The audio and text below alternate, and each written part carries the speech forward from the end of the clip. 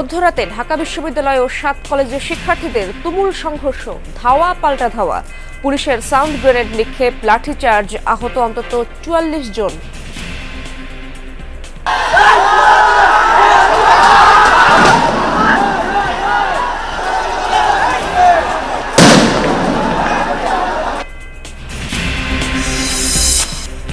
ক্যাম্পাসে অনাকাঙ্ক্ষিত ঘটনার জন্য ভিসির দুঃখ প্রকাশ। ৭ কলেজের অধ্যক্ষের সাথে আজ বৈঠক, ভুল বোঝাবুঝির কথা স্বীকার করলেন প্রভিসি। ৭ কলেজের শিক্ষার্থীদের সাথে আমার অফিসে আলোচনাকে কেন্দ্র করে রাতে যে অনাকাঙ্ক্ষিত ঘটনার সূত্রপাত হয়েছে তা দুঃখজনক। এতে আমি গভীরভাবে মর্মাহত। খাগড়াছড়ির দীঘিনালা থানা থেকে গ্রেপ্তার এএসআই চঞ্চল চন্দ্র সরকার।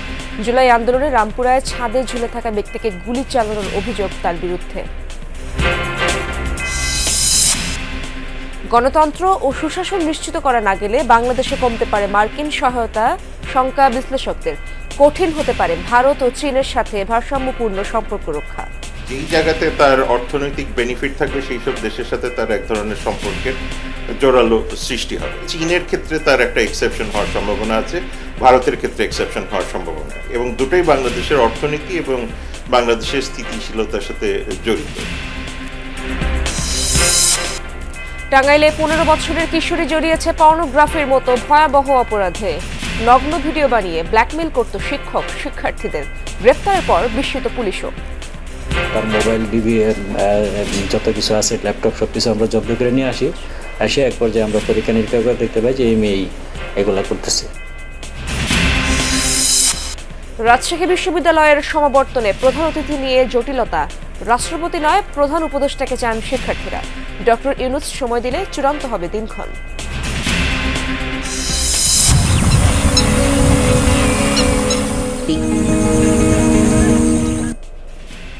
মৌলভীবাজারের বাইক্কাবিলে এবার পরিযায়ী পাখির আনাগোনা বাড়লেও গড় হিসেবে কমেছে প্রজাতি ও সংখ্যা। বিল ভরাট, খাবার সংকট ও চোরা শিকারীদের দুষছেন পরিবেশ কর্মীরা।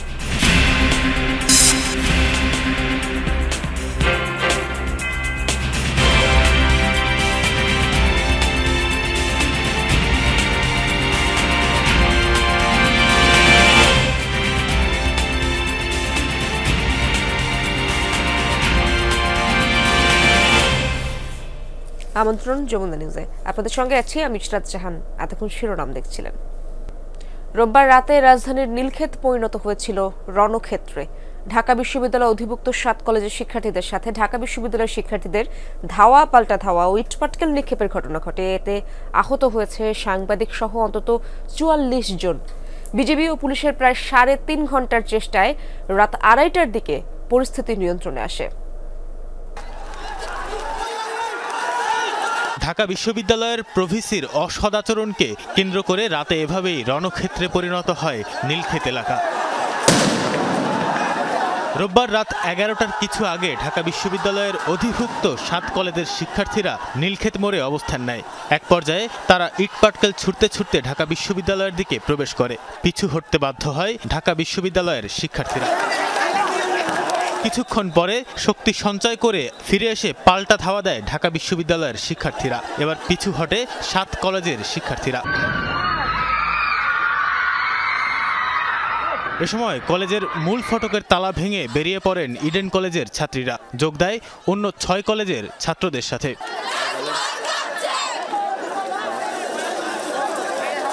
পরিস্থিতি নিয়ন্ত্রণে মোতায়েন করা হয় ৪ প্লাটুন বিজিবি ও বিপুল সংখ্যক পুলিশ। আইন শৃঙ্খলা রক্ষাকারী বাহিনীর সদস্যদের মাঝে রেখেই চলে দুপক্ষের ধাওয়া পাল্টা ধাওয়া।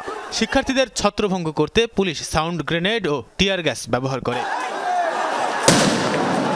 এক পর্যায়ে ঘটনাস্থলে আসেন বৈষম্য বিরোধী ছাত্র আন্দোলনের আহ্বায়ক হাসনাত আব্দুল্লাহ। প্রথমে নিজের বিশ্ববিদ্যালয়ের শিক্ষার্থীদের বোঝানোর চেষ্টা করেন, পরে পুলিশের সাথে ৭ কলেজের শিক্ষার্থীদের কাছে যাওয়ার চেষ্টা করলে টিয়ার গ্যাসের কারণে আর সামনে এগোতে পারেননি। সংঘর্ষের সময় নীলক্ষেত এলাকায় পুলিশের একটি গাড়িতে হামলা ও ভাঙচুর চালানো হয়। পরিস্থিতি নিয়ন্ত্রণে আনতে বন্ধ করে দেয়া হয় নীলক্ষেত এলাকার বিদ্যুৎ সংযোগ। হঠাৎ অন্ধকার নেমে আসায় আতঙ্কে দুপক্ষই বিচ্ছিন্ন হয়ে যায়। সংঘর্ষে দুপক্ষের প্রায় 40 জন শিক্ষার্থী আহত হয়ে ঢাকা মেডিকেল কলেজ হাসপাতাল সহ বিভিন্ন হাসপাতালে চিকিৎসা নেয়। আহত হয় যমুনা টেলিভিশনের চিত্রগ্রাহক সহ অন্তত 4 সাংবাদিক। এখানে ছবি নিচ্ছিলাম নীলক্ষেত মোড়ে, ওখান থেকে লাইট অফ হওয়ার পরে এসে ইট পড়ছে, কিভাবে পড়ছে আসলে দেখতে পাই না। 4-5টা সেলাই দিছে, আর হচ্ছে যে এখানে ওরা অনেক উত্তেজিত ছিল এবং অনেকভাবে হামলা করছে। এখন অনেকে আহত। ঘটনা দেখতে গিয়ে আন্দোলনে ছিলেন না? আন্দোলনে ছিলাম না। রাত 2:30টার কিছু পরে নিয়ন্ত্রণে আসে পরিস্থিতি। দুই পক্ষের শিক্ষার্থীরা যার যার আবাসে ফিরে যায়। পরে ঘটনাস্থল ত্যাগ করে আইনশৃঙ্খলা বাহিনীর সদস্যরাও। তানভীর সিদ্দিক টিপু, যমুনা নিউজ, ঢাকা। এর আগে শিক্ষার্থীদের সাথে ভুল বোঝাবুঝির জন্য দুঃখ প্রকাশ করেন প্রো ভিসি ডক্টর মোয়ামুন আহমেদ। রাতে প্রেস ব্রিফিংয়ে 7 কলেজের পক্ষ থেকে ঢাকা বিশ্ববিদ্যালয়ের অধীনে সকল ক্লাস পরীক্ষা বর্জন এবং নিজ নিজ ক্যাম্পাসের সামনে ব্লকেট কর্মসূচির ঘোষণা দেওয়া হয়। অনিবার্য কারণে স্থগিত করা হয়েছে ঢাকা বিশ্ববিদ্যালয়ের ক্লাস পরীক্ষাও। এদিকে সমস্যা সমাধানে আজ 7 কলেজের অধ্যক্ষদের সাথে বৈঠক করবেন ঢাকা বিশ্ববিদ্যালয়ের VC. Sorry, sir. You cannot do mobbing. আমি তোমাদেরকে বলেছি 2 জন আসতে।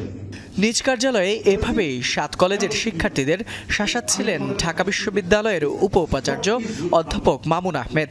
আর এখান থেকেই শুরু উত্তেজনার। উপ উপাচার্যের এমন আচরণে ক্ষুব্ধ হয়ে ওঠেন 7 কলেজের শিক্ষার্থীরা। ঢাকা বিশ্ববিদ্যালয় থেকে বেরিয়ে শিক্ষার্থীরা চলে যান সায়েন্স ল্যাব মোড়ে। সেখানে রাস্তা অবরোধ করে বিক্ষোভ করেন তারা। এ সময় তারা স্লোগান দেন প্রভিসির বিরুদ্ধে।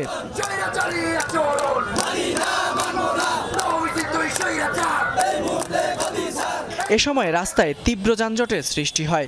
বিপাকে পড়েন এ পথে চলাচলকারীরা। 5 ঘন্টা অবরোধের পর রাত 11টার দিকে শিক্ষার্থীরা আবারও নীলক্ষেত হয়ে ঢাকা বিশ্ববিদ্যালয়ের দিকে যান। এ সময় 7 কলেজের শিক্ষার্থীরা অসদাচরণের অভিযোগে উপ উপাচার্যের পদত্যাগ দাবি করেন। আগে বলছি যে উনি আমাদেরকে ক্ষমা চাইতে হবে। এখন আমাদের ভাইয়ের রক্তের বিনিময়ে যে রক্তটা তারা আমাদের গায়ে থেকে জড়াইছে, ওই রক্তের বিনিময়ে আমরা প্রভিসির পদত্যাগ চাই। সেখানে প্রভিসি তুচ্ছ তাচ্ছিল্য করে আমাদেরকে বের করে দেয়। পক্ষান্তরে আমরা কি করলাম? প্রভিসির পদত্যাগের দাবিতে তিনি যেন আমাদের ক্ষমা চাই এই বিবৃতি দেয়। এরই মধ্যে এক ভিডিও বার্তায় উপ উপাচার্য মামুন আহমেদ শিক্ষার্থীদের সাথে ভুল বোঝাবুঝির জন্য দুঃখ প্রকাশ করেন। 7 কলেজের শিক্ষার্থীদের সাথে আমার অফিসে আলোচনাকে কেন্দ্র করে রাতে যে অনাকাঙ্ক্ষিত ঘটনার সূত্রপাত হয়েছে তা দুঃখজনক। এতে আমি গভীরভাবে মর্মাহত। আমি বিশ্বাস করি সুষ্ঠু পরিবেশে পারস্পরিক আলোচনার মাধ্যমে এই ভুল বোঝাবুঝির অবসান ঘটবে। পরে এক বিবৃতিতে ঢাকা বিশ্ববিদ্যালয় ও অধিভুক্ত সরকারি 7 কলেজের শিক্ষার্থীদের ধৈর্য ধরার আহ্বান জানান উপাচার্য অধ্যাপক ডক্টর নিয়াজ আহমদ খান। এদিকে নীলক্ষেত মোড়ে 7 কলেজের শিক্ষার্থীদের পক্ষ থেকে রাতে সংবাদ সম্মেলন করা হয়। এ সময় ঢাকা বিশ্ববিদ্যালয়ের অধীনে সকল ক্লাস ও পরীক্ষা বর্জনের কথা জানান তারা। সেই সাথে নিজ নিজ ক্যাম্পাসের সামনে ব্লকেট কর্মসূচির ঘোষণাও দেন তারা। আমাদের সকাল 9টা থেকে 7 কলেজের 7টা পয়েন্টে ব্লকেট কর্মসূচি চলমান থাকবে অনির্দিষ্টকালের জন্য। 7 কলেজকে অতি দ্রুত সময়ের ভিতরে আন্তর্জাতিক মানের ইউনিভার্সিটি ঘোষণা দিতে হবে এবং ঢাকা ইউনিভার্সিটির অধীনে আর কোনো ধরনের কর্মসূচি পরীক্ষা কোনো কিছু চলবে না, সবকিছু বয়কট। মামুনকে আমরা যে দাবি করলাম যে প্রত্যাহার করতে হবে এখান থেকে এবং বহিষ্কার, স্থায়ী বহিষ্কার করতে হবে। আপনি যদি এই বহিষ্কারটা ওনারা না করে তাহলে এই 7 কলেজের সাথে ঢাকা ভার্সিটির যে সংঘর্ষ এটা কন্টিনিউ চলতেই থাকবে।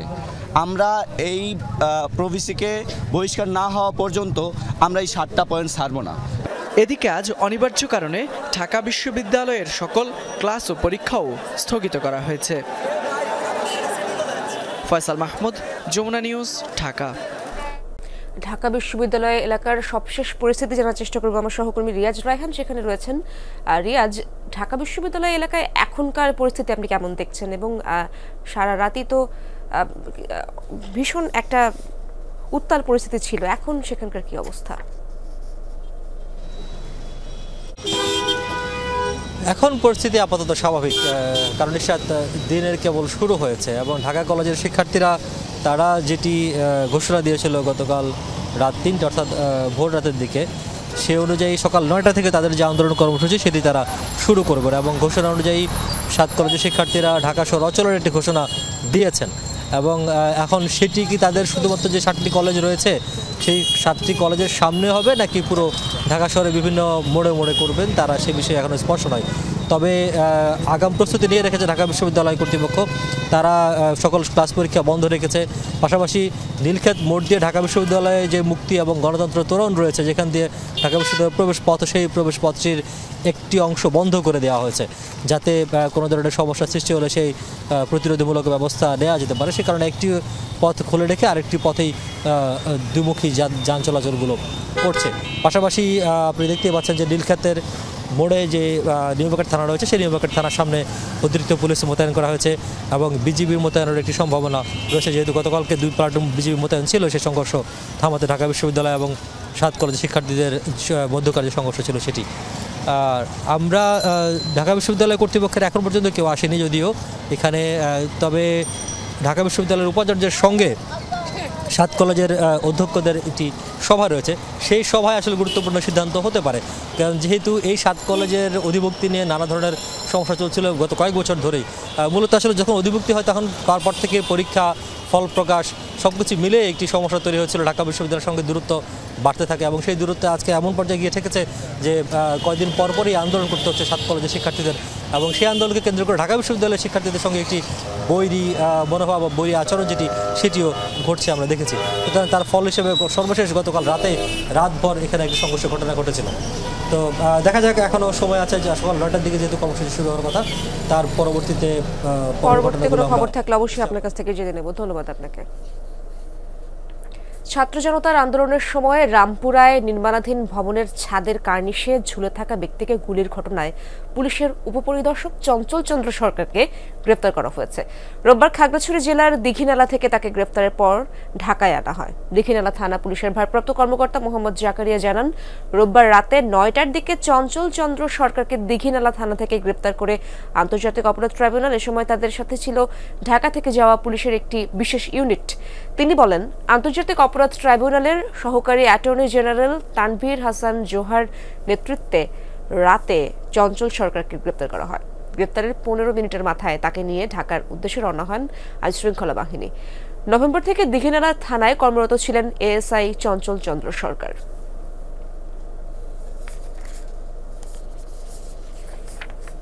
গণতন্ত্র ও সুশাসন নিশ্চিত করতে না পারলে ট্রাম্প প্রশাসনের চাপের মুখে পড়তে পারে বাংলাদেশ।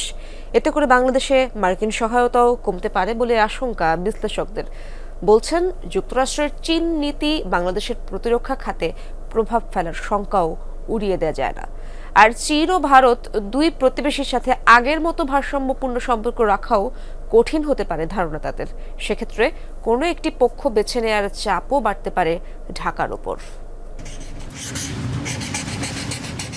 ফের ট্রাম্প জামানায় যুক্তরাষ্ট্র মার্কিন প্রেসিডেন্ট হিসেবে দায়িত্ব নেয়ার পর যে মন্ত্রিসভা গঠন করেছেন ট্রাম্প, তাও প্রত্যাশিত চমক নেই খুব একটা। ব্যবসায়ী থেকে শুরু করে ট্রাম্পের ঘনিষ্ঠজনরাই মূলত দায়িত্বশীল পদে। অনেকেই বলছেন, কবছর আগেও মোস্ট আনপ্রেডিক্টেবল ট্রাম্প এখন মোস্ট প্রেডিক্টেবল। ভোটের আগের ও পরের কথা আর কাজে দারুণ মিল তাঁর। যুক্তরাষ্ট্রের কাছে বাংলাদেশ খুব গুরুত্বপূর্ণ না হলেও মার্কিন নীতি দারুণভাবে প্রভাবিত করে ঢাকাকে। সেই সাথে চীন ও ভারত নিয়ে ট্রাম্পের ভাবনা আর পদক্ষেপে প্রভাব পড়তে পারে বাংলাদেশেও। যেই জায়গাতে তার অর্থনৈতিক বেনিফিট থাকবে সেই সব দেশের সাথে তার এক ধরনের সম্পর্কের জোরালো সৃষ্টি হবে। চীনের ক্ষেত্রে তার একটা এক্সেপশন হওয়ার সম্ভাবনা আছে, ভারতের ক্ষেত্রে এক্সেপশন হওয়ার সম্ভাবনা, এবং দুটোই বাংলাদেশের অর্থনীতি এবং বাংলাদেশের স্থিতিশীলতার সাথে জড়িত। চীন মার্কিন যুক্তরাষ্ট্রকে ঘিরে বাংলাদেশের যে ফরেন পলিসির গতি প্রকৃতি কি হবে, এটা আগের মতো যেটা আমরা বলতাম যে ব্যালেন্সিং, এটা খুব সম্ভবত থাকবে না। সুতরাং সেইখানে এক ধরনের অ্যালায়েন্স পলিটিক্সের মতো টিল্ট তৈরি হতে পারে, সেটা নিয়ে আমাদের প্রস্তুতি থাকা দরকার। গণতন্ত্রের জন্য আমাদের যে সংগ্রাম, সেখানে বাংলাদেশ যদি দ্রুত একটা সুশাসন প্রতিষ্ঠিত করতে না পারে, যে ফর্মেই হোক অথবা যে ধরনের সরকারের মাধ্যমেই হোক, তাহলে আমরা সম্ভবত আরও একটা বড় চ্যালেঞ্জের মুখোমুখি হতে যাচ্ছি। রিপাবলিকানরা সেই ঢালাওভাবে যে অর্থ সাহায্য যেটা করে বা প্রকল্প সাহায্য যেটা করে, সেটা অবশ্যই স্তীমিত হয়ে আসবে, মানে কমে যাবে। বাংলাদেশি গার্মেন্টস পণ্যের এককভাবে সবচেয়ে বড় রপ্তানি বাজার যুক্তরাষ্ট্র। খুব স্বাভাবিক কারণেই ট্রাম্পের ট্যাক্স নীতি ভাবাচ্ছে বিশ্লেষকদের। এর বাইরে জলবায়ু ও স্বাস্থ্য খাত কিংবা রোহিঙ্গাদের জন্য যুক্তরাষ্ট্রের বরাদ্দও কমতে পারে বলে ধারণা। তাই ঢাকা ওয়াশিংটন সম্পর্ক রক্ষা ও নিজেদের স্বার্থ রক্ষায় মিশনের বরাদ্দ বাড়ানো এবং সেগুলোকে আরও সক্রিয় হওয়ার তাগিদ দিচ্ছেন বিশ্লেষকরা।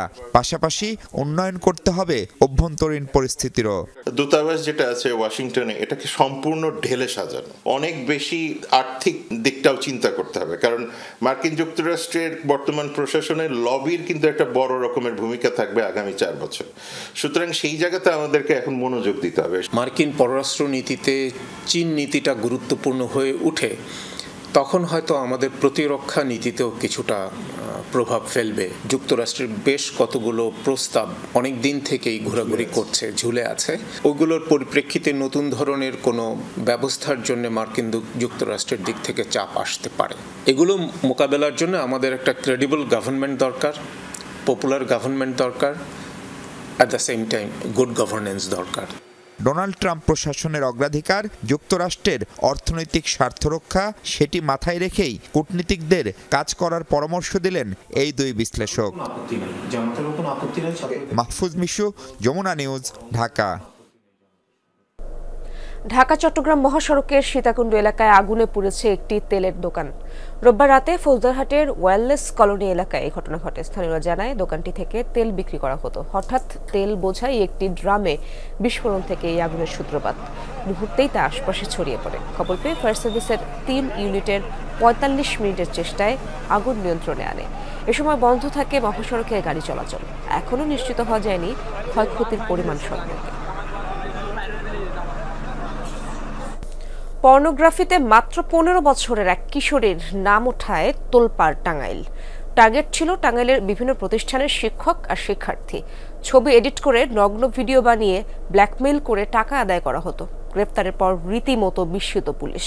অভিভাবকদের সচেতন থাকার আহ্বান জানানো হয়েছে।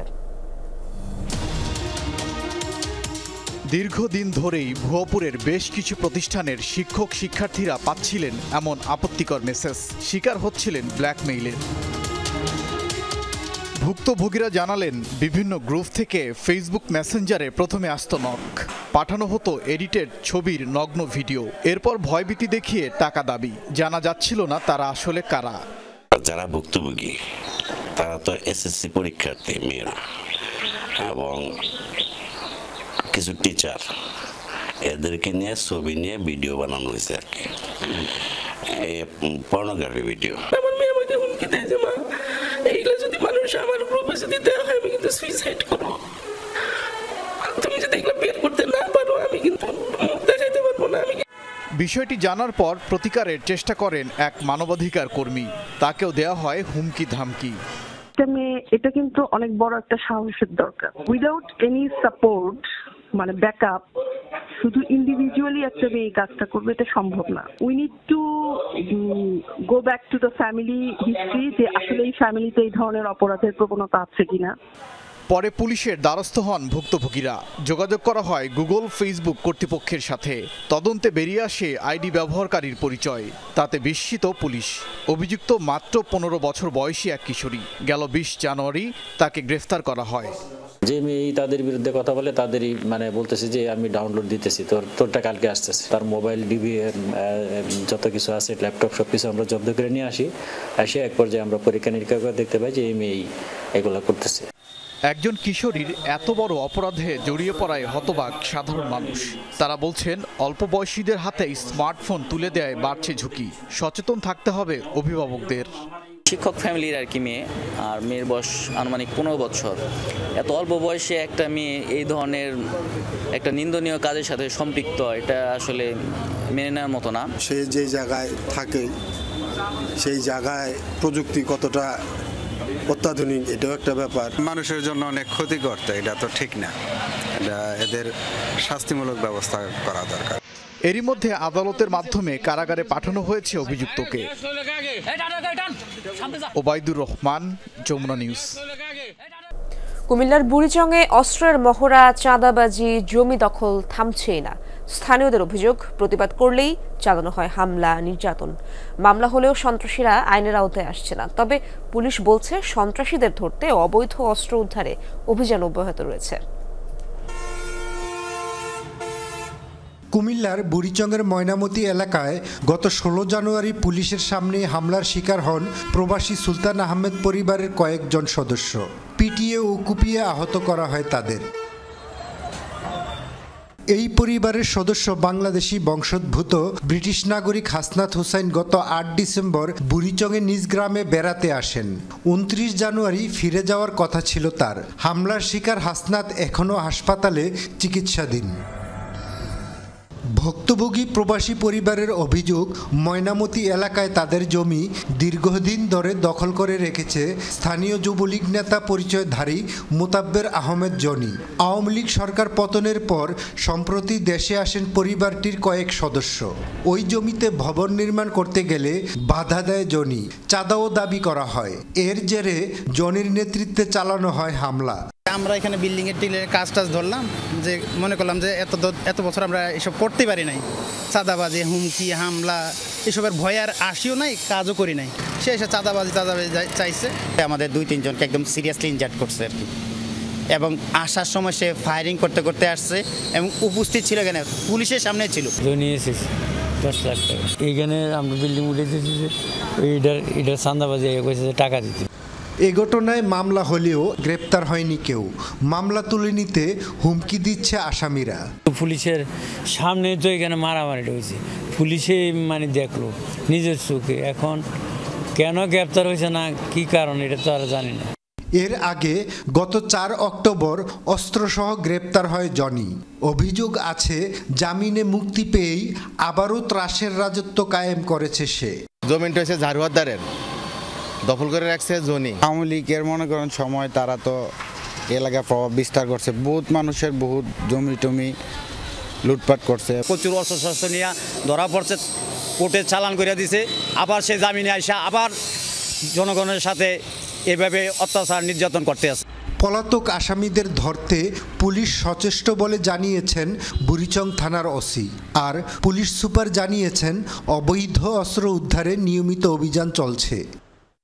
আসামি ওরা তো সব পলাতক, কিন্তু এর মধ্যে এরা 6 জন না 7 জন জামিনে আসে, আর বাকিগুলো ধরার জন্য আমরা চেষ্টা করতেছি। বিভিন্ন ধরনের অবৈধ অস্ত্র উদ্ধারের অভিযান সবসময় চলমান থাকে এবং আমরা চেষ্টা করছি আমাদের কাছে বিভিন্ন সোর্স বা অন্যান্য তথ্য সংগ্রহপূর্বক এলাকায় কোনো অবৈধ অস্ত্রের সন্ধান পেলে আমরা সেখানে অভিযান পরিচালনা করছি। অভিযুক্তের বিরুদ্ধে এর আগে জমি দখলের মামলাও করে প্রবাসী পরিবারটি। খোকন চৌধুরী, যমুনা নিউজ, কুমিল্লা। রাতে ভেসে এলো কান্নার আওয়াজ।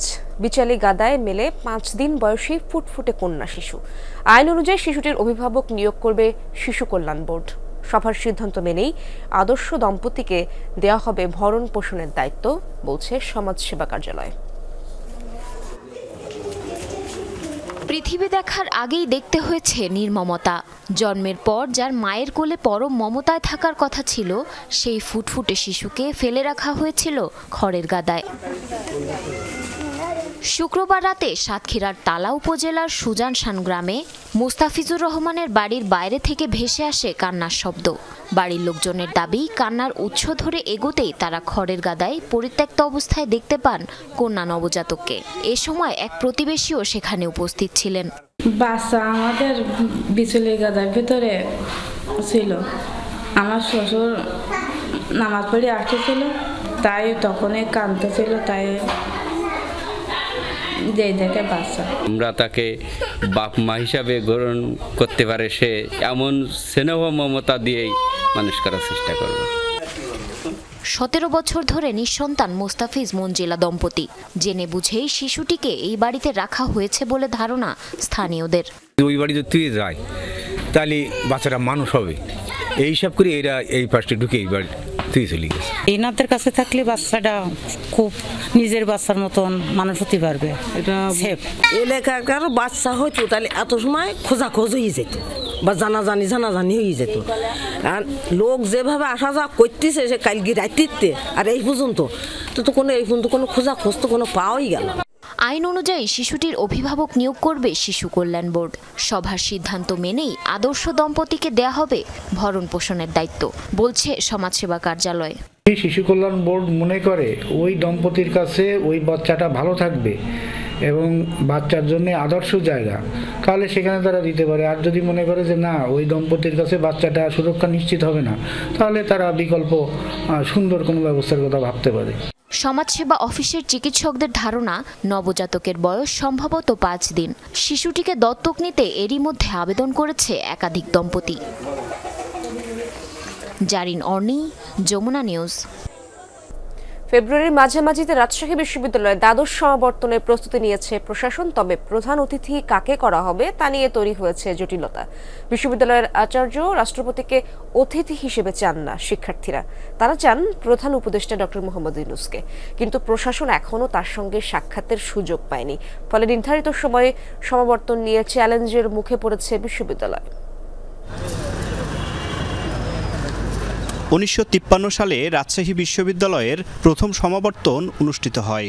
সর্বশেষ একাদশ সমাবর্তন অনুষ্ঠিত হয় 2019 সালের 30 নভেম্বর।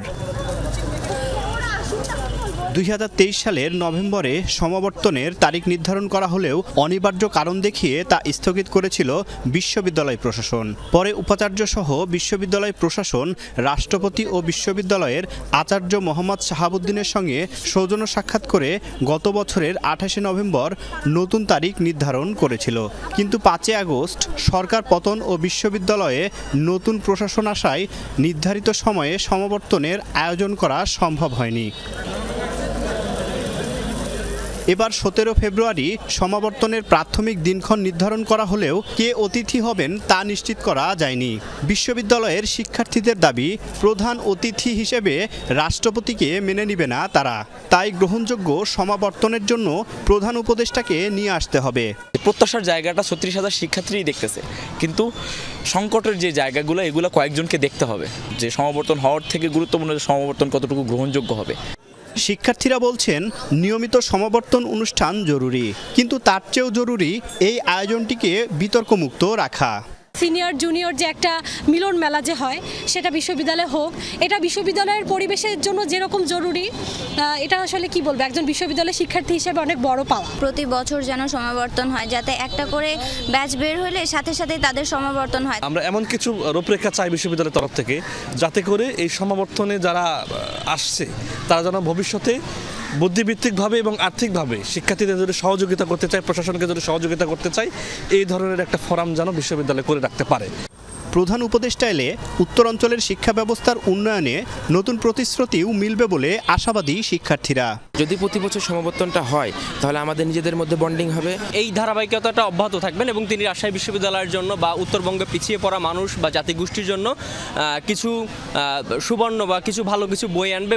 এদিকে নিরাপত্তাজনিত কারণে রাষ্ট্রপতিকে প্রধান অতিথি হিসেবে রাখা সম্ভব হবে না বলে জানিয়েছেন প্রশাসন। তাই সমাবর্তনের আয়োজন সফল করতে প্রধান উপদেষ্টার সাথে যোগাযোগ করা হচ্ছে। তার দেয়া নির্ধারিত সময়েই হবে রাজশাহী বিশ্ববিদ্যালয়ের দ্বাদশ সমাবর্তন, কিন্তু কবে নাগাদ সমাবর্তন হবে সেটা নিশ্চিত করতে পারেনি কেউই। আমরা চাই যে ইউনিভার্সিটিতে অবশ্যই সেটা উপাচার্য না আসতে পারলেও হয়তো অ্যাটলিস্ট প্রধান উপদেষ্টা যেন আসে, আমরা চেষ্টা করছি, বাট এখনও এটা ওনার সাথে সরাসরি এখনো কথা বলা হয়নি। তারেক মাহমুদ, যমুনা নিউজ, রাজশাহী।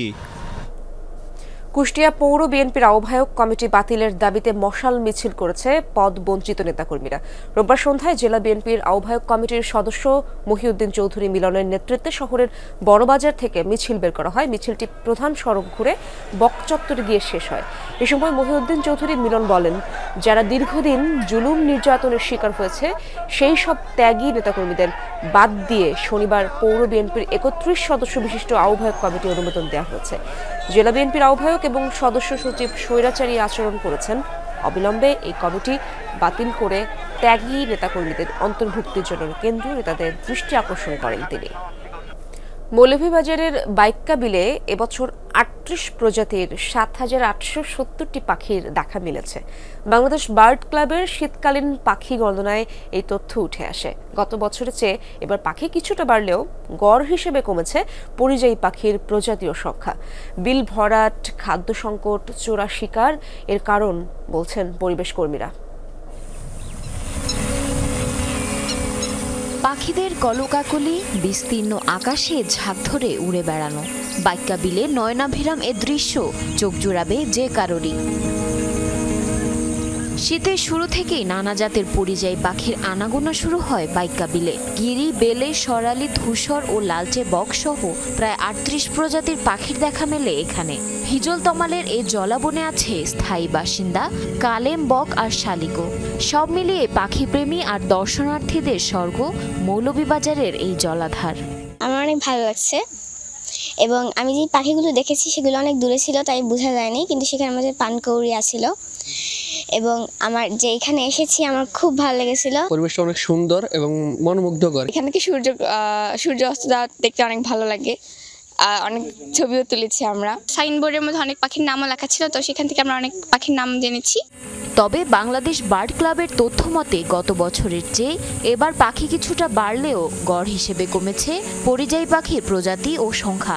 পরিবেশ কর্মীদের অভিযোগ, বিল ভরাট, খাদ্য সংকট ও চোরা শিকারী এর জন্য দায়ী। পাখি শিকারের জন্য সরকারের একটি নির্দিষ্ট আইন আছে, কিন্তু সেটি প্রয়োগ হচ্ছে না। আর আমাদের হাওরগুলো আজকে তো খনন হচ্ছে না, প্রায় আমার জানা মতে তো 100 বছরের মধ্যে কোনো খনন হয়নি, তো তলদেশ উঁচু হয়ে যাচ্ছে। তো যদি খনন না হয় তাহলে পানি এবং মাছ কিছুতে থাকবে না। পানি মাছ থাকলে সেখানে পাখি আসবে, তার খাবার পাবে।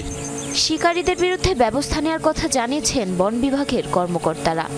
এই বছর যেটা করেছি আমরা প্রথম থেকেই আমাদের যে সমস্ত স্পটগুলোতে এগুলা সাধারণত পাখি শিকার হয় সেই স্পটগুলোতে আমরা ব্যাপকভাবে আমরা মাইকিং করেছি, বিশেষ করে হাকালুকি হাওর এলাকা, তারপর আমার বাইক্কা বিল এলাকা। প্রাকৃতিক ভারসাম্য রক্ষা এবং পাখির আবাসস্থল নিরাপদ করা গেলে বাইক্কা বিলে সারা বছরই দেশি বিদেশি পাখির দেখা মিলবে। জারিন অর্নি, যমুনা নিউজ। মাঘের হিমেল হাওয়ায় সারা দেশে আবারও শীতের দাপট। তীব্র শীতে কষ্টে দিন কাটছে হতদরিদ্র ও ছিন্নমূল মানুষের। এ বিষয়ে আরো জানবো, নওগাঁয় যেতে চাই আমার সহকর্মী শফিক চটন সেখানে রয়েছেন। শফিক, নওগাঁয় আজ শীত কেমন অনুভূত হচ্ছে এবং মানুষের জীবনযাত্রায় শীতের প্রভাব তো আপনার চোখে পড়ছে, সে ব্যাপারেও জানতে চাই। ইশরাত, দিনকে দিন কিন্তু শীতের তীব্রতা বাড়ছে এবং শীতের যে প্রকোপ সেটি গতকাল সবচেয়ে বেশি ছিল। আপনি জানেন যে নওগাঁয় গতকাল 8.6 ডিগ্রি সেলসিয়াস তাপমাত্রা রেকর্ড করা হয়েছিল এবং আজকেও কিন্তু সকাল থেকে বেশ কনকনে ঠান্ডা অনুভূত হচ্ছে, যদিও সূর্যের দেখা মিলেছে এবং গতকালও সূর্যের দেখা মিলেছিল। সব মিলিয়ে আসলে শীতের বেশ প্রকোপ অনুভূত হচ্ছে এবং এই শীতের প্রকোপের কারণে নানান রকমের সমস্যা হচ্ছে। বিশেষ করে শ্রমজীবী মানুষ বা যারা ছিন্নমূল মানুষ আছেন তারা অনেক কষ্টের মুখোমুখি হয়েছে। একই সাথে কৃষিতে বেশ প্রভাব পড়েছে। আমরা একজন চাষির সঙ্গে কথা বলে জানবার চেষ্টা করব। আপনার কাছে জানতে চাই, এই যে শীতের তীব্রতা, তাতে করে কৃষিতে কি ধরনের প্রভাব পড়েছে? কৃষিতে মাঠে তখন পানি নামানো হচ্ছে না। শীতের সময় যদি ধান লাগানো হয় তাহলে জ্বালা মারা যায়, শীতকাল আগে থাকে। এই জন্য একটু লেট করা হচ্ছে, যে জানুয়ারি মাসের ফেব্রুয়ারি মাসের 15 মধ্যে লাগানো শুরু করা হবে। এখন তো রবি মৌসুমের অন্যান্য সবজি আছে।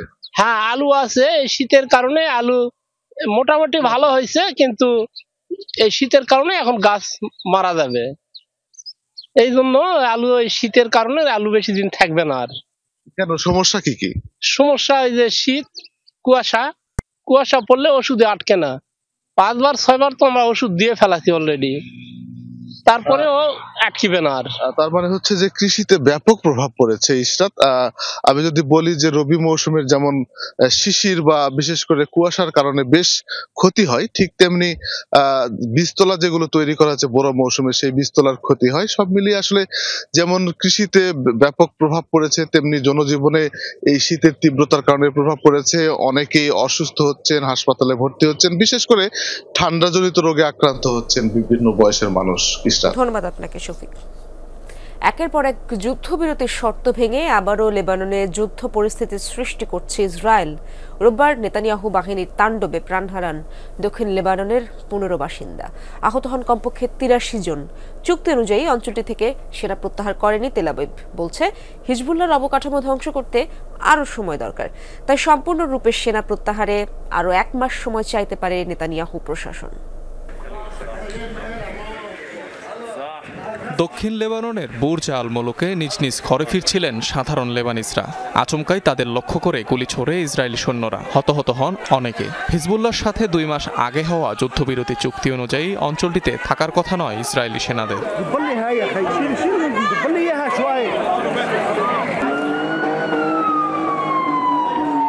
চুক্তি অনুযায়ী 26 জানুয়ারির মধ্যে লেবাননের দক্ষিণাঞ্চল থেকে সেনা প্রত্যাহার করে নেওয়ার কথা ছিল ইসরায়েলের। পাশাপাশি অঞ্চলটি থেকে সরে যাবে হিজবুল্লাহ যোদ্ধারাও, এমন সমঝোতায় পৌঁছায় দুপক্ষ।